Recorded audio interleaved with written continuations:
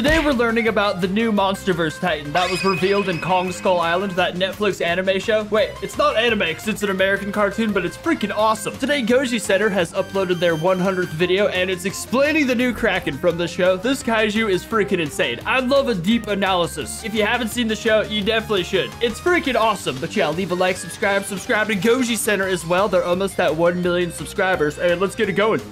Okay.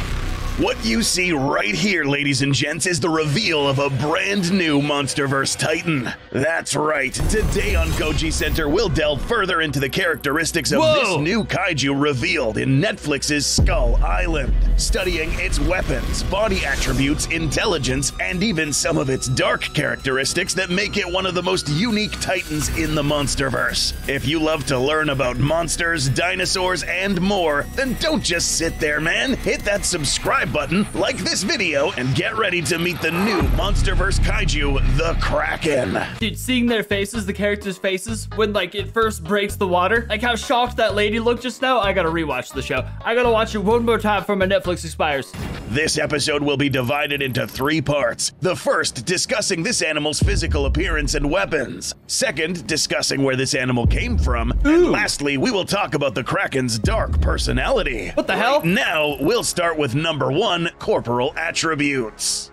The Kraken, yes, that's what it's now officially called, is a monster of gigantic proportions that dwarfed Kong at the time in terms of mass. Dude, but it did. how big is it? To find out, we must first note that this show is officially stated to take place in 1993. That's 2 years before the events of Skull Island, Birth of Kong, where this fella was approximately 200 feet or so in height. So, around this time, Kong was probably 180 to 190 feet in height, meaning that this monster, if compared to Kong, could have been reaching heights of more than 300 feet standing straight in this particular posture. Damn. Lengthwise, however, this animal would have been much more massive thanks to its tentacles and tail, measuring anywhere between 600 to 700 feet in length. Measuring this animal's length it's like twice is a bit Godzilla. difficult due to some of the attributes we are about to discuss. There are around 4 segments to this animal to focus on. We see here that this animal seems to be a mishmash of several different creatures. Mishmash? A cephalopod-like titan with crustacean attributes seen in these massive pincers similar to those of a crab. These have sharp tips capable of piercing, stabbing, and are strong enough to get a hold of other kaiju such as Kong. We continue on to its 3 distinct sets of tentacles, each with unique abilities. The first set of tentacles seems to be the longest, even more so since it seems like these have elastic properties, allowing this animal to stretch its tentacles to extremely long distances, much further than the length of its overall body. That's absolutely insane. And here, these tips, as seen in this clip, have the ability to follow smaller organisms even if the squid's eyes are not locked in on the target. This is what I was leads wondering. us to believe that these particular tentacles are equipped with sensors which seek and follow sources of heat or detect movement that takes the form of stress, heartbeats, or vibrations or sound. That makes so much sense. I was wondering that watching that scene. I was like, how the hell do those tentacles know where the people are? But that explains it. We're still not done yet. These are also venomous and can inflict electric shocks. The energy emitted will most likely depend on the target, since we saw that this fella was struck by these tentacles, but not struck by the amount of energy that was inflicted on Kong. If this guy was hit by this much energy, this dude would have been burned to a crisp. Therefore, it's safe to assume that this Kraken would actively regulate the amounts of energy released to each target, since there was really no real reason to shock this dude with as much energy as Kong. I figure the Kraken just doesn't want to eat burnt food, you know? The next 2 set of tentacles are similar in that they provide brute strength, extra appendages, except this set here is a bit longer, providing both reach and brute strength, while this medium set serves as auxiliary tentacles for close range. So trippy. These tentacles are also bioluminescent, emitting patterns of light in the form of small dots, elaborate patterns on its tentacles which serve to communicate messages to other creatures, similar to the G-Man with his intimidation display. Moving down to its lower part of the build of this Titan, we see that this animal has an elongated body similar to that of a large fish. That is except disgusting. The orientation of the tail is horizontal, similar to that of a whale. This tail provides massive amounts of locomotion power to the Kraken, allowing it to move and propel itself more efficiently through the deep waters. Moving up, we find that this animal has an elongated head equipped with a sharp-toothed beak. This beak can bite hard, piercing through layers of fur, fat, and muscle. Oh, damn. Teeth and serrated edges along the beak allow this to not only slice, but also grip prey. In addition to that, this animal has 4 eyes which glow in the dark, allowing not 2, but a total of 4 overlapping fields of vision over a vast area. You know what's funny? As crazy as this kaiju is, Godzilla would absolutely decimate it. Like, it wouldn't be a fight whatsoever. Atomic breath alone is so unfair. Which is helpful in the open sea, given that threats can come from almost any direction. Gills line the side of this animal's head, suggesting that this animal can breathe underwater as well as on the surface. Well, yeah, This thing stays on the surface of the water for prolonged periods of time, meaning that this animal could also breathe. Actually, yeah, breathing underwater is a given. That's what I meant. But breathing on land for long periods, I don't know. I never thought about it as an issue. It's a Kraken. That's what Krakens do. A similar anatomical adaptation is seen in the G-Man himself, capable of breathing on both land and sea. The result is a formidable sea titan that can challenge an alpha kaiju. But there is more to this animal than just tentacles, claws, and beaks. It is now time to figure out where this titan came from. Ooh. In episode 7, we were introduced to a village of people who were shipwrecked on Skull Island.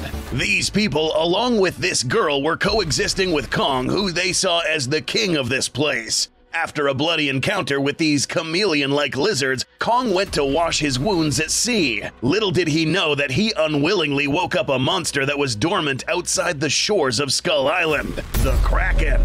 Now, where was this monster during the events of 1973, a whole 20 years earlier? Probably asleep, In this show, huh? the Kraken was pretty intolerant of any vessels or aircraft that would fly into Skull Island past its watery territory. So why didn't it bring these helicopters down 20 years earlier? It's possible that during these events there actually was a Kraken sleeping outside Skull Island this whole time, but it took something special to wake it up: the blood of another kaiju. Ooh, but this that's doesn't gangster. explain where this animal originally came from. Ah. In the show, it was already theorized that Skull Island was in fact a biome that erupted from the depths of the Hollow Earth. Everything from vegetation to organisms, possibly including the Kraken. We've seen other creatures come up from the Hollow Earth as well, such as skull crawlers, the murder fish mentioned in Godzilla Dominion, Kamazots, etc. So, this animal was probably one of many that rose to the surface during any period of time before 1973. It was when it awoke when it started causing trouble, bringing us to part 3, the dark side of this kaiju. The dark side? Real quick, this is another reminder to subscribe to Goji Shorts. No, for real though, if you guys aren't subscribed to Goji Shorts, you're just silly. It's the craziest freaking Godzilla videos over there. I just reacted to them again. They're freaking bananas, dude. If you are not, you're seriously missing out on these cool 3D animations showcasing kaiju and dinos. We've even got Bloop in here, dude. Okay, back to the video. Bloop is If amazing. you saw the show, chances are that you will have already determined that this monster is of malevolent nature. Monsterverse Titans are usually labeled in 2 groups: malevolent or mostly benevolent. An animal that will go ahead and murder an entire village, pick on individual humans, go out of its way and spend tons of energy harassing small creatures that aren't worth the caloric intake, and blatantly disrespect another big kaiju is a big indicator that this Kraken was indeed malevolent. Who else just learned what malevolent means right now? And yes, this thing was the animal that wiped out these people who peacefully coexisted with Kong and the one who killed his friend. Because Kong is an alpha kaiju, this Kraken had reason to lure Kong into fighting in shallow water, a battleground that was compatible with both kaiju, both the Kraken and Kong. And if this thing was ever going to become the ruling force in this island, the Kraken had to take out Kong. The Kraken has been seen to display taunting behavior. Bro, I'd be like, yeah, I get you want to be alpha of the island, but you're never gonna be alpha of the island. You can't walk on land, bro. You're a fish. Not literally a fish, but like, what was his plan? What you see here is this Titan's attempt at provoking Kong to come out and fight. Kong refused, knowing that the water was not a favorable place to go out and fight this monster. But perhaps another or the best example of how ruthless this thing was is this. Yeah, oh my god, I it takes forgot a about this. special type of psychotic monster to grab innocent creatures and hurl them in extremely long distances, exactly where Kong currently lives. That was so messed up. It's possible that over time, this animal would have picked random creatures of the island, killing them one by one in an attempt to get Kong to sally out and fight away from the safety of dry land. Apart from being a complete asshole, this Kraken also likes to fight dirty, ambushing Kong without prior notice, throwing him into deep water, and pinning him down to drown. Admittedly, this animal has all the tools necessary to have an almost unfair advantage. Yeah, according to Pokemon, having electric powers in the water is basically the god move. Fortunately for Kong, Skull Island is filled to the brim with wreckage, allowing him to once again use this to fight off the Kraken.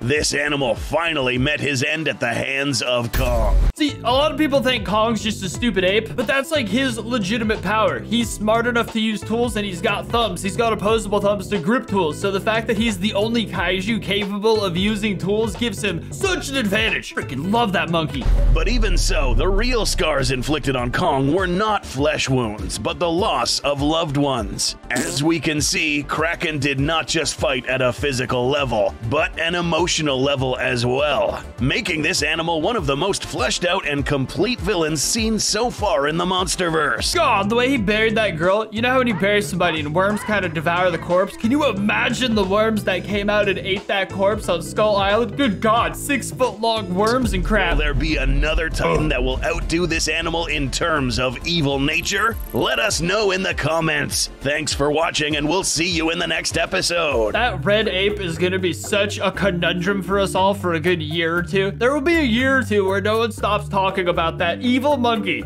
This was good TV. That Kong show is freaking awesome too. I suggest everybody watches it, and I suggest everybody subscribe to Goji Center Shorts as well. But yes, leave a like on the video, subscribe for more, and I'll see you guys next time.